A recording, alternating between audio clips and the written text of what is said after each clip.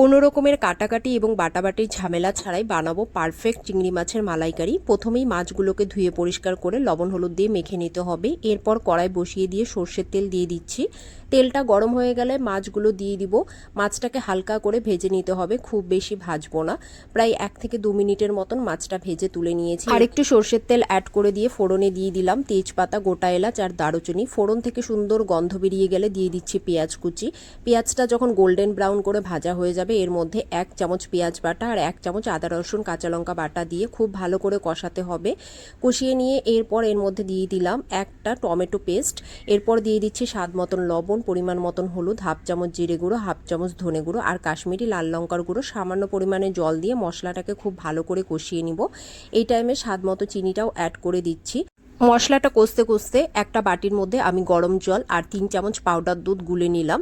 এরপর মশলা কষা হয়ে গেলে এর মধ্যে এই গোলা দুধটা দিয়ে দিচ্ছি। গ্রেভিটা ফুটে উঠলে এর মধ্যে চিংড়ি মাছগুলো দিয়ে দিব আর উপর দিয়ে কয়েকটা চেরা কাঁচা লঙ্কা দিয়ে দিচ্ছি। ঢাকা দিয়ে প্রায় 5 মিনিটের মতন রান্না করে নেব। নামানোর আগে গরম মশলা গুঁড়ো দিয়ে দিলাম। রেডি চিংড়ি মাছের মালাইকারি।